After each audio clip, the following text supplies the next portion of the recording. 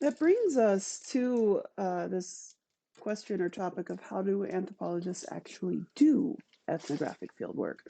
Fieldwork is a core practice. It integrates a commitment to holism, cultural relativism, and ethical behavior into this single frame of inquiry. So, what are the tactics or techniques that anthropologists are using? One of those is participant observation. Now, we're going to talk about each of these in turn after we list them. The second is through using interviews. These interviews can vary in degree of formality and how kind of open-ended they are versus a specific set of questions. Scribbling. This is where you make notes in your field journal about things that you notice kind of outside of what you're actively studying. So we're going to talk about these three core methods first, and then we'll talk about some of the other tactics utilized by ethnographers. So we've got a picture here of Margaret Mead. What do you notice about this picture? Well, I mean, the obvious thing is that she's wearing a traditional dress, right? So Margaret Mead did a lot of her work on American Samoa, studying this kind of Polynesian culture. And she engaged in participant observation. She lived among these people. She dressed like these people. She ate the foods that they were eating. She participated in rituals and kind of social aspects of life in the way that the people that she was studying engaged in them.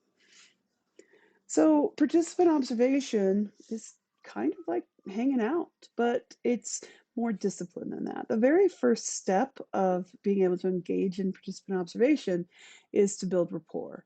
What building rapport does is converts kind of the stranger to the familiar, the outsider to a friend. We kind of define it as being a quote unquote professional stranger, right? It requires a lot of discipline. You have to make conscious decisions, maybe not to say what you think, for example. You have to really actively try hard to build this rapport. You also have to accept local customs and practices, even if they're peculiar, unfamiliar, or uncomfortable. So you have to eat the insect larvae, for example. You might have to observe rituals that you've got some sort of ethical or moral problem with.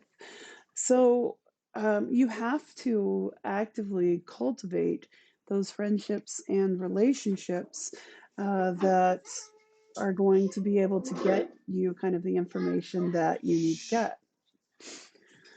So interviews are exercises in asking and listening. There are many kinds of interviews.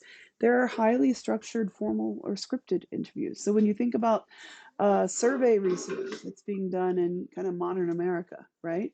When you are asked to fill out a survey, there's not just a box that says, oh, please describe your feelings about your whether it's a shopping experience or a product that you use, etc. Right? Think about the census as like the ultimate kind of highly structured, formal, scripted survey.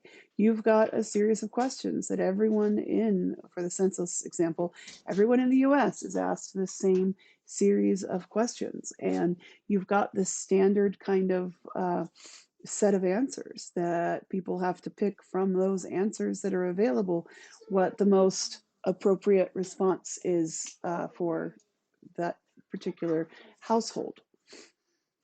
We've also got unstructured or open-ended interviews.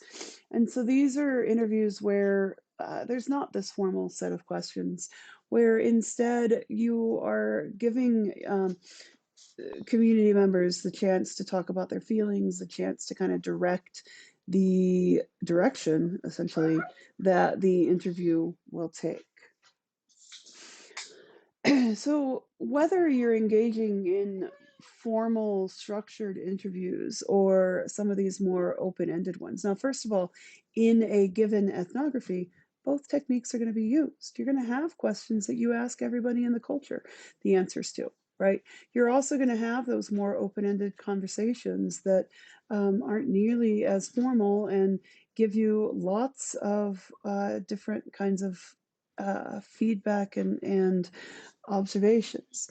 So we've got to ask ourselves, where do we get good questions? Where do these good questions come from? And between the 1870s and the 1950s, in a publication called Notes and Queries that was put forth by the British Association for the Advancement of Science. Anthropologists generally used a standardized set of research questions. These guides have become less relevant as anthropology has become more professional. Also, as these quote unquote uncontacted tribes have been studied, we're no longer at a point where, generally, with most populations, we're no longer at a point where we need to figure out what it is they do, right? There's not as much value in engaging in just a full kind of ethnography of a culture that's been studied by a variety of individuals over a long period of time, right? And so we talked a little bit last week, and we'll talk some more towards the end of this lecture.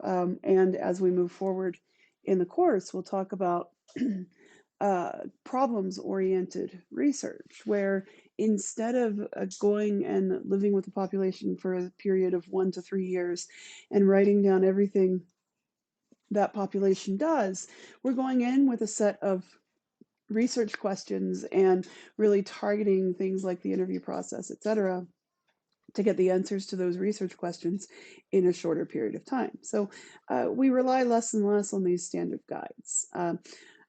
And it used to be that anthropologists didn't actually go and do any field work, or they did very little field work, that cultures had these standard questions answered, and these were compiled into kind of a standard database. All right, so anthropologists have these specific questions in mind based on theoretical backgrounds and research focus. So it could be the intersectionality of being female and queer. It could be as economics have changed, what does this changing face of educational kind of goals and expectations change? I mean, we're kind of entering into a new study question just with this global pandemic. What is this new normal going to look like, right? How is this going to force kind of a reorganization of things like retail business, things like factory work, things like our educational structure?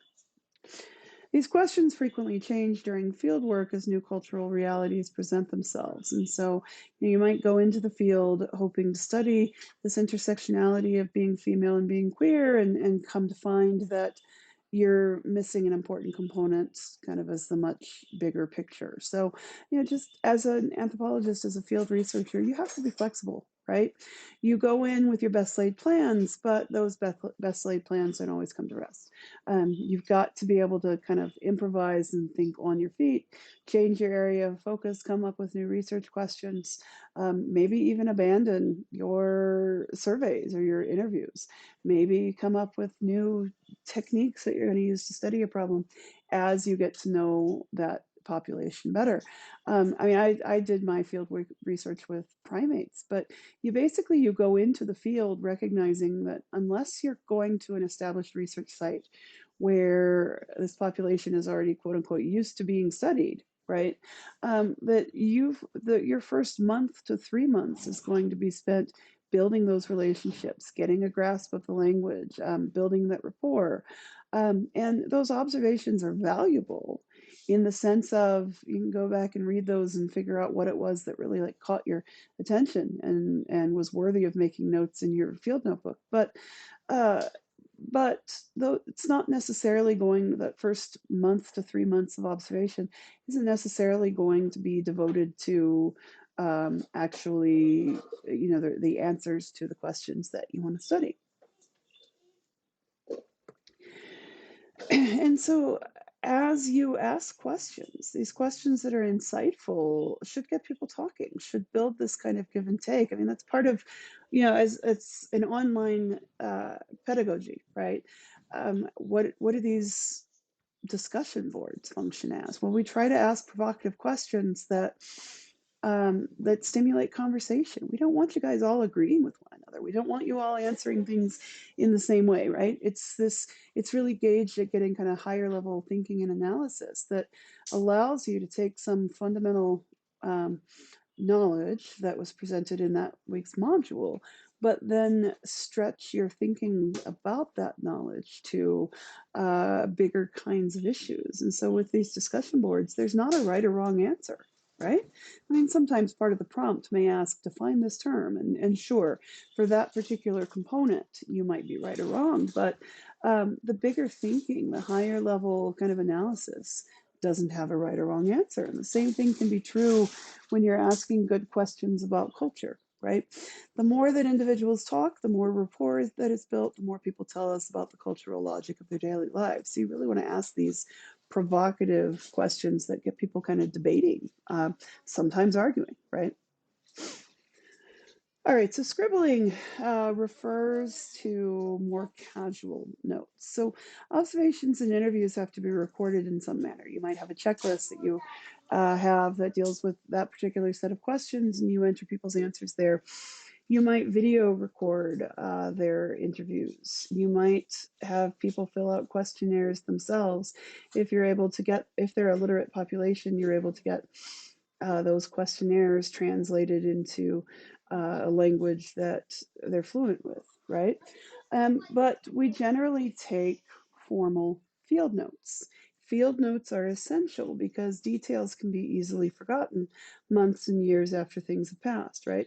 I find for myself, particularly during semesters where I'm teaching multiple classes at multiple campuses, I can't remember who I told what. And so I will often find myself repeating something. You might find me repeating something that I've already gone over because I just simply can't remember that it was Anthropology 1140 instead of Anthropology 1135 that I spoke about this particular topic. And it becomes even more problematic when I'm teaching at both C&M and UNM in a given semester. So, I often preface with, I can't remember, did we talk about this? Have I told you guys about such and such?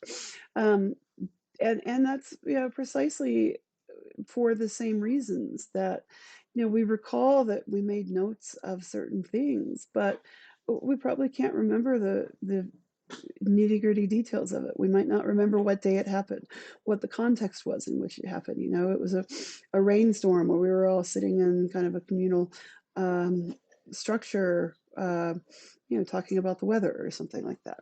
So having those recordings of both the formal interviews and your kind of informal impressions of things can be incredibly valuable. So anthropologists, when they're taking their field notes, when they're recording official quote unquote data, may also write down head notes or personal frustrations, thoughts, etc., throughout the research process.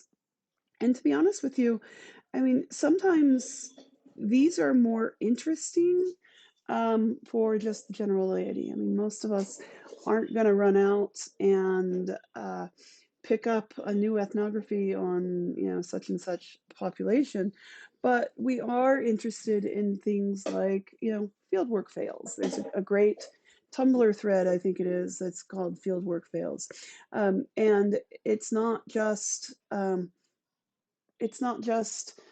human populations that people have worked with. It's also like trying to put remote sensors on crocodiles or things like that. What are the funny stories? What are the things that make people laugh, that make people relate to the experiences that you've had in the field in a way that is very engaging and very noticeable. All right, so field work can be conducted in any social setting in which people are doing things and interacting with one another. Kind of hard to do during a quarantine, but we could do an ethnography of Zoom calls, for example. So you can think about this as you observe what your family does, what your friend groups do in your own quote unquote backyard. This can include C&M as a campus. This can include Albuquerque if you happen to be local. This could include a certain set of friends with whom you regularly engage in social contact, right? There are countless opportunities to conduct field work. So for this thinking critically about ethnography, I'd like you to challenge to just identify 3 quote unquote backyard settings, right? We could use this subset of our class, for example, as one of our backyard social settings. So what would I give if I were answering this question? Well, I think I would use the class, right? That this particular student slash instructor set up. I might observe my kids' friends, right? I mean, one of the challenges as a parent, particularly with having teenagers, is understanding teenagers. Do adults really ever understand teenagers? I mean, that's a valid question, right? But sure, we remember what it was like to be a teenager, but we remember that with the hindsight. And there's that saying that hindsight's always 2020, right? You can see after something has occurred what the best course of action was, whether you pursued that best course of action or not. But you know, for in the educational setting, in the high school where I teach, they like to educate me on their lingo, on memes that are circulating around, on Urban Dictionary definitions that sometimes I think I was better off not knowing, right? The music that they're listening to, the celebrities that they follow, etc. So that would be another one of my backyard settings. And honestly, for the third, it would probably be people of Walmart, right? You can find some very interesting people watching at some of the big box stores. You could do a comparison of Walmart and Target. You get very different clientele at those two places, right? And I personally love to watch the train wreck that is the People of Walmart page for those quirky, interesting fashion choices that people sometimes make while they're shopping at Walmart. So, that's just to give you an example of how you could identify 3 of your backyard social settings. So these specific techniques, interviews, participant observation, and scribbling, are not the only ethnographic techniques. There's a list of roughly 10 or 11 of them, and those lists sometimes vary between anthropology textbooks. So we're not necessarily formalizing all of them and saying that these are the only 10 techniques that you can use to engage in ethnography, right? We recognize that those can be tweaked a little bit and that different professionals identify different techniques that are of marginally more important. But some projects do require additional strategies, and these are worthy of note. So we've got the comparative method. This is where you make comparisons between 2 or more populations. Now, all of us, unless we're studying our own peers, are going to utilize the comparative method, because part of that identifying what's important to study and part of that process of escaping from tunnel vision is making that comparison between the culture that you're studying and your own culture. So we almost have a built-in failsafe, a built-in cultural control, a built-in method of comparison. The genealogical method. We, across the world, populations define kinship differently. There are some populations where the word for mother and the word for aunt are the same because they live in these matrilineal communities. And so it's kind of like everybody that's an older woman is mama to you. There are cultures, I mean, we can think about European heritage because we are in a country that once was a colony, right? If we talked, I think I mentioned last week, and I might not have mentioned this, I might have mentioned this in the other class, see, their case in point. We can't always remember what we've said where. But when we think about European nobility, particularly from about the 13 to 1400s up until Victorian times, they practiced a marriage practice called cross cousin marriage. What that meant was that your father's sister's children were valid marriage prospects, whereas your father's brother's children were not. So your parallel cousins are those of the same sex sibling as your parent. Your cross cousins are those of the opposite sex sibling of your parent. And this was a method of keeping inheritance within tight knit family units, but it had the unforeseen side effect of resulting in a pretty high level of inbreeding. And so, disorders like color blindness, like hemophilia, that notion of being a quote unquote blue blood, that was quite literal because with the clotting disorders and other recessive genetic disorders that became more prevalent as you married your cousins and reproduced with your cousins, sometimes that blood took an actual bluish tint. So, knowing how relationships are defined, knowing how genealogy is defined can be very useful.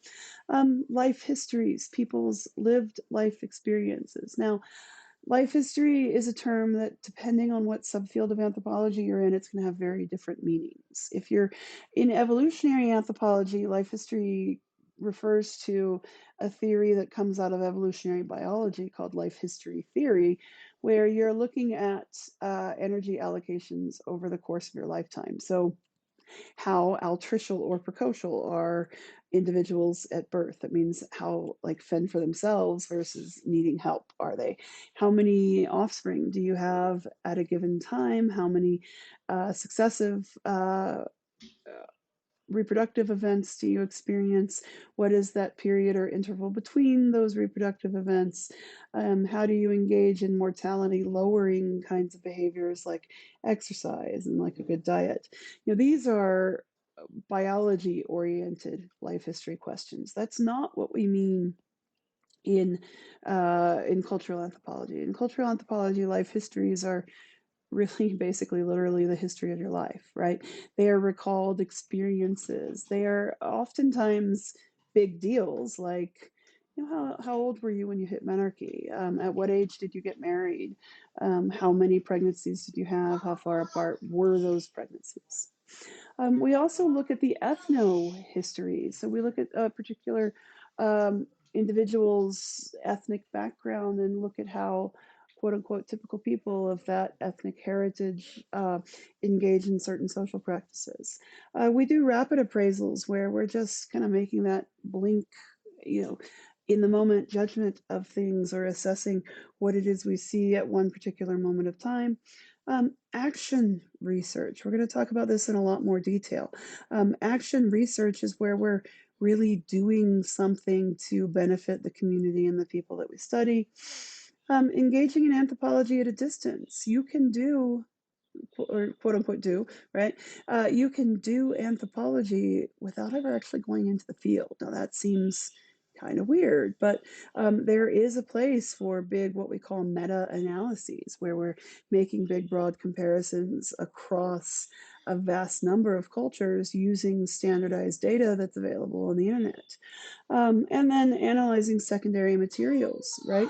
Once we get into populations that are literate, we have entire written histories, right? We've got not only written histories, but also written works of fiction that help us to develop or understand what that emic perspective is, that we can start to use written works of fiction, of poetry, etc., to understand how people think about the world. So for the third part of this lecture, we'll talk about each of these in turn.